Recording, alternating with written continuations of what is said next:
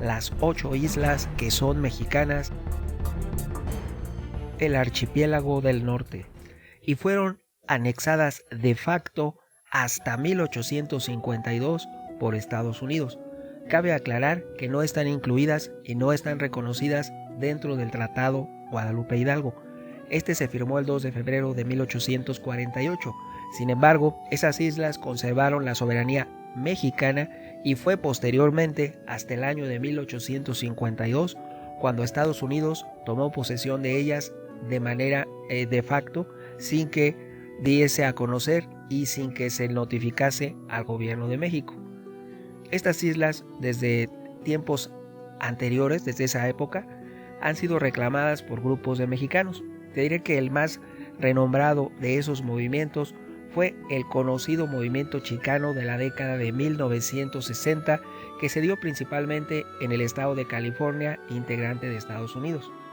En aquel momento el líder de los derechos de la tierra de Nuevo México era Reyes López Tijerina. Así se llamaba el líder, porque no nada más era el estado de California, eran varios estados, pero principalmente era en California. Pero este señor Reyes López era oriundo de Nuevo México. Él y su grupo Alianza invocaron el famoso Tratado de Paz y Amistad, el Guadalupe Hidalgo, en su lucha por tratar de suprimirlo. Y en 1972, los llamados Brown Berets o Boinas Cafés, una organización que es una organización de jóvenes activistas mexicanos, también invocaron el tratado cuando ellos se apoderaron temporalmente de una de las 8 islas integrantes del archipiélago del norte, la llamada Isla Catalina. Este archipiélago del norte consta de un total de 8 islas, como se los he comentado, y es junto a los llamados farallones, que son California Channel and Farallon Island, que están ubicados frente a la costa de California. No se mencionan, ojo, explícitamente en el tratado y son potencialmente territorios mexicanos. ¿Por qué? Porque no están incluidos. Se firmó un tratado, pero nunca se incluyó el total del archipiélago del norte. Y te diré que en cuanto a la tenencia de la tierra, los derechos perviven a favor de México. Habría que hacer una reclamación en la Corte Internacional. Pero hay que recordar que estas islas, que son unas islas hoy habitadas, muy turísticas, que tienen mucha riqueza porque incrementan el mar, las millas náuticas, y tienen valiosos recursos en cuestión de pesca y minerales. Por lo tanto, es un territorio altamente valorado por parte del gobierno de Estados Unidos. Se encuentran de facto bajo su soberanía desde 1852 y no hay ningún escrito, ninguna ley, ningún tratado, ningún acuerdo entre México y Estados Unidos que reconozca la soberanía sobre esas islas.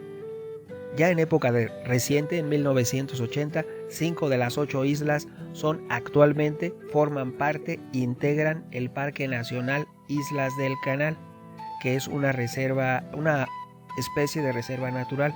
Es un parque, pero en realidad sí se realizan otro tipo de actividades. No es netamente, como se conoce en México, una reserva natural protegida. Por lo tanto, hay posibilidades tanto de un eventual litigio en la Corte Internacional sobre la propiedad y la soberanía del llamado Archipiélago del Norte, y también lo cual debe ser favorable a México, porque no hay nada escrito que conste que esas islas son de Estados Unidos. En virtud de existir lagunas, existen, hay que aclarar, sobre tal situación. Esto ha sido comentado ya por miembros de la Sociedad de Geografía en la época desde Porfirio Díaz y de la Secretaría de Relaciones Exteriores en épocas tan recientes como la década de los 70. Se puede consultar, para mayor referencia, un libro escrito llamado El Archipiélago del Norte, Territorios de México o de los Estados Unidos. Queda en interrogatorio la pregunta, ¿o es de México o es de Estados Unidos? Este lo escribió Jorge Vargas, publicado en conjunto por la Secretaría de Relaciones Exteriores y el Fondo de Cultura Económica de México en 1993 como bibliografía a citar y documentar. Lo cierto es que si atendemos a la lógica jurídica y a la razón posible, en tanto a que no hay una documentación escrita, no por invadir un territorio va a ser tuyo. Aquí nos encontramos ante el equivalente de cuando alguna persona ve un terreno baldío, lo invade y construye sobre ese terreno baldío. Ciertamente, todo lo que construye y lo que haga en ese terreno no está bien, porque no es de él y no por el paso del tiempo va a ser de él. Aquí hay un error que debían modificar los legisladores en México. Primeramente, haciendo un paréntesis, en México sí es posible, cuando invaden una propiedad, después de determinado tiempo, algún juez puede conceder la propiedad al invasor, lo cual está mal, es indebido y debía corregirlo el gobierno actual. Si tanto habla de terminar con prácticas indebidas, esta es una que debe corregir: el evitar que alguien que invada una propiedad que no es de él, con el tiempo pueda reclamar la titularidad de los derechos, lo que no está bien. Les voy a comentar de un caso conocido del que he escuchado. Sucede que en la ciudad de Ciudad Hidalgo había un enorme terreno ubicado en la ciudad, dentro del área urbana, un terreno de cerca de 3,000 metros cuadrados. Entonces, en un momento dado, había una señorita que posteriormente fue madre soltera y estaba desamparada. Entonces, una persona quiso ayudarla y le dijo: mira, yo tengo una pequeña casita, porque era una casa muy, muy pequeña, humilde, nada más eran 2 cuartos con los servicios necesarios. Le dijo: puedes vivir ahí y me pagas una renta módica. Entonces, la dejó vivir ahí, no hicieron contrato, y después de 10 años, esta persona demandó al propietario de los 3,000 metros cuadrados en una zona urbana en Michoacán, y el juez, un juez federal en Morelia, le concedió completamente la titularidad de la propiedad sobre los 3,000 metros cuadrados en zona urbana en Ciudad Hidalgo, Michoacán. No es posible que la ley mexicana tenga esas lagunas. Sirva a manera de ejemplo. Por lo tanto, ¿con qué carácter de moralidad, de legitimidad podemos exigir a otros gobiernos, como en este caso Estados Unidos, que si bien esto ocurrió, la toma de posesión por parte de ellos ocurre en 1852, siglos después, 1952, 2020, casi 2 siglos después, queramos argumentar la titularidad de los derechos sobre el archipiélago del norte? Acá, simplemente por dejar pasar 10 años, práctica común en la geografía mexicana, algún juez puede conceder la titularidad que no está bien, que pudiese considerarse un acto indebido de parte de quien lo solicita y de parte de quien lo concede. En este caso, los jueces y las autoridades están actuando, tal vez probablemente, mal. Moralmente están actuando mal. Aunque la ley aparentemente lo permita, entonces esa ley es indebida.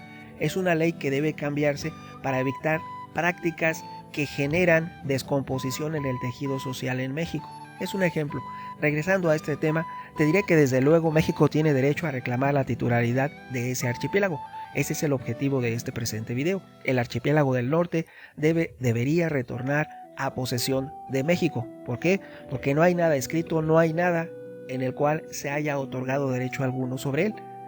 Nos pasa lo mismo que con otros territorios, como la isla Clipperton, que sin haber nunca habitado ningún francés ni nada, ahora se le concede a nivel internacional la titularidad a Francia de los derechos sobre la isla Clipperton, que es más mexicana que otra cosa. Y así te puedo citar varios ejemplos. También, si tú observas los territorios de Hawái, el archipiélago de Hawái, si agarras un globo terráqueo, está más cerca de las costas de México que de Estados Unidos. Entonces, ¿por qué Hawái es de Estados Unidos? Solamente es una reflexión al azar. Quizás a alguno pueda molestar, quizás a otros pueda servir para reflexionar y argumentar en relación únicamente a esto del archipiélago del norte. No estoy sugiriendo que nos corresponda la titularidad de Hawái, lo cual sería impensado. Simplemente es una manera de reflexionar. Ahora bien, esto que no está contemplado ni por escrito y que aún años después de firmarse el tratado fue cuando Estados Unidos se sintió titular de los derechos de ese archipiélago, no puede subsanarse de nada más por el paso del tiempo. El paso del tiempo no debe ser base para otorgar derechos que no corresponden cuando los actos son indebidos. El Parque Nacional Islas del Canal, también llamado en español Parque Archipiélago del Norte, es un parque que se ubica en ese archipiélago. Está formado por 5 de las 8 islas que pudiese reclamar el gobierno de México y que ciudadanos notables mexicanos ya han hecho en su momento varias reclamaciones que no han sido oídas porque no han sido apoyadas debidamente por el gobierno en turno en ese momento histórico en México. Estas se ubican frente al estado de California, en el Océano Pacífico. Aunque las islas están cerca de la orilla de la densamente poblada zona sur de California, su aislamiento ha hecho que permanezcan relativamente sin explotar, desconocidas e inexploradas. El parque cubre 100.994 hectáreas, que es una extensión considerable, de las que 31.977 son propiedad del gobierno federal de Estados Unidos, incuestionablemente, porque todo el archipiélago, las 8 islas, son mexicanas. La Nature Conserve posee y gestiona el 76% de la isla Santa Cruz, la más grande del parque. Por eso les decía que es un parque, pero no es una reserva natural protegida, no se impide la pesca, el buceo ni otro tipo de actividades. Es simplemente un parque nacional abierto al turismo para estimular la economía de ese lugar, de esa región de Estados Unidos.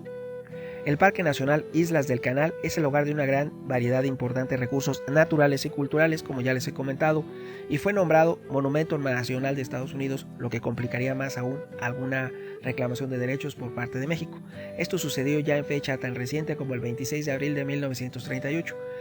Y Reserva Nacional de la Biosfera, se le otorgó ese reconocimiento, Reserva Nacional de la Biosfera, en 1976, paradójicamente porque se permite la pesca en el mar que circunda las islas, si es una Reserva Nacional de la Biosfera. O sea, el parque no comprende únicamente el área terrestre, también el área marítima debía estar incluida. Su promoción a Parque Nacional tuvo lugar el 5 de marzo de 1980 y ahí es cuando ya se dio a conocer a lo largo y ancho de la geografía de Estados Unidos. Las islas del parque se extienden a lo largo de la costa meridional de California, desde Punta Concepción, cerca de Santa Bárbara, hasta San Pedro, que es un barrio de Los Ángeles. La sede del parque y el centro de visitantes Robert Lagomarsino están situados en la ciudad de Ventura. Cerca de ahí se encuentra este parque donde están ubicadas estas islas. El archipiélago está frente a sus costas. El parque tiene un tamaño, como les he comentado, de 100.994 hectáreas.